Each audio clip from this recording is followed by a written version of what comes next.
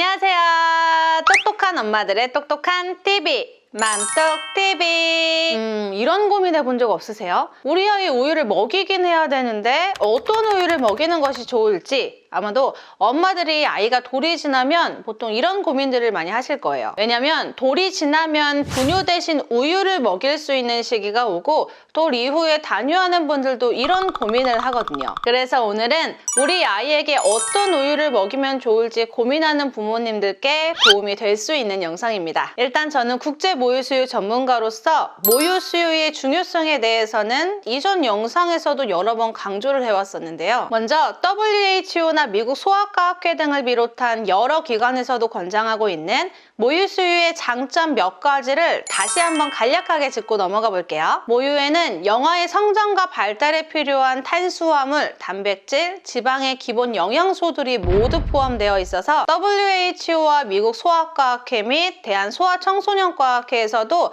특별한 이유가 없는 한 최소 생후 6개월까지는 완전 모유수유를 권장하고 있는데요. 이렇게 기본 영양소뿐만 아니라 엄마의 모유 안에는 항체와 백혈구가 포함되어 있기 때문에 모유를 먹은 아이의 경우 면역력이 높아져 질병의 발생을 감소시켜줍니다. 이 외에도 엄마에게는 빠른 자궁 회복을 도와주고 아이와 엄마의 정서적인 관계의 유대감 형성을 제공하는 측면에 있어서는 모유수유는 아이와 엄마 둘 다에게 최선의 영양 선택이라고 할 수 있습니다. 하지만 각각의 상황들에 따라서 혼합수유나 분유수유를 할 수도 있는 거고 모유가 아무리 좋다 한들 언제까지나 계속 모유를 줄 수 있는 건 또 아니죠. 저 같은 경우에는 1년 동안 모유수유라고 단유를 했었는데요. 저도 그랬지만 아마도 많은 부모님들께선 모유수유나 분유수유를 종료한 뒤에 우유로 대체해서 먹이게 될 거예요. 그렇다면 모유수유나 분유수유를 끝낸 돌 이후의 아이에게 왜 우유를 먹여야 되는 걸까요?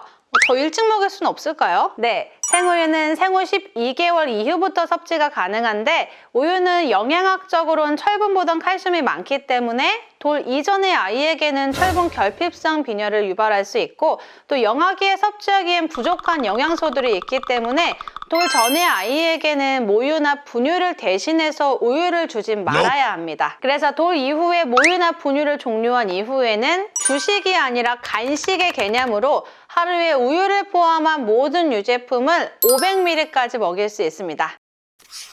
다들 잘 알다시피 우유는 칼슘의 주요 공급원일 뿐만 아니라 체내 칼슘 흡수율이 가장 높고 우유 안에 들어있는 단백질, 비타민, 마그네슘 등 아이들에게는 뼈의 성장에 도움을 주며 두뇌 발달, 면역력 증진과 더불어 신경계 발달에도 많은 도움을 줍니다. 그러다 보니 특히나 우유를 선택할 때 어떤 우유를 선택해야 우리 아이에게 좋을지 고민을 많이 하실 것 같아요. 왜냐면 종류가 너무 많죠. 저지방이나 무지방 우유, 유기농 우유, 유당이 제거된 락토프리 우유, A2 우유 등등 우유를 선택할 때는 여러 가지 고려해야 할 요소들이 있으니까요. 개인마다 우유 선택의 기준은 다 다르겠지만 이 중에서 제가 생각하는 돌진한 우리 아이에게 먹이면 좋은 우유는 아이가 먹었을 때 모유처럼 거부감 없이 소화가 잘 되는지가 중요한 기준이 될 것 같아요. 앞서 말했듯이 영유아기의 아이들은 아직 소화기의 발달이 미숙해서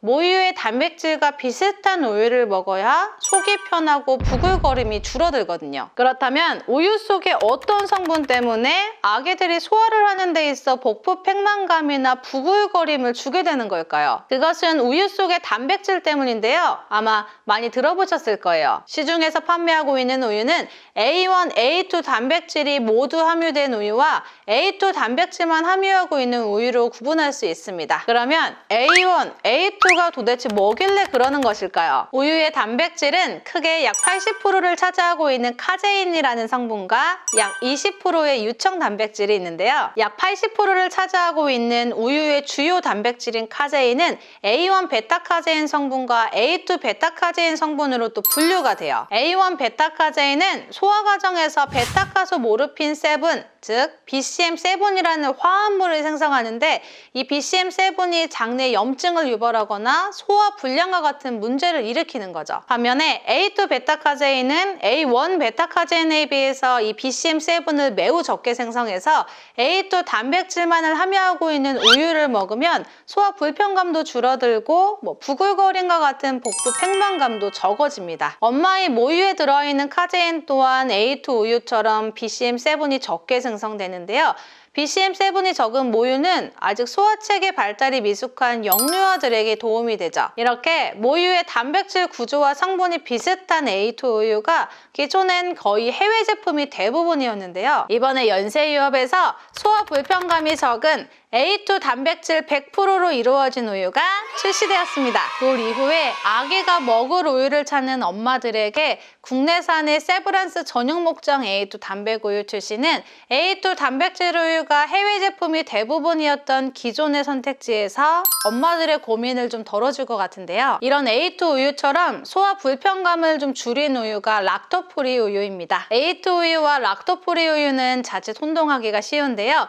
락토프리 우유는 우유의 당 성분인 유당을 필터로 제거하거나 유당분해 효소로 분해하여 없앤 우유로서 유당 불내증이 있는 분들이 선택할 수 있습니다. 그런데 대부분의 락토프리 우유가 이 유당을 분해하기 위해서 효소 처리를 하여 좀 단맛이 날 수 있는데, 이와 달리 세브란스 A2 단백 우유는 별도의 젖소 판별 검사를 진행하여 A2 유전 형질을 가진 젖소를 선별해서 얻은 우유이기 때문에 가열 처리 외에는 별도의 추가적인 공정이 없다고 하네요. 그래서 더 고소하고 진한 맛을 느낄 수 있다 보니 돌 이후에 아이들뿐 아니라 우유를 먹고 소화가 잘 안 되는 어른들한테도 충분한 선택지가 될 것 같습니다. 마지막으로 연세유업 A2 우유는 멸균 우유와 생우유로 나뉘는데요.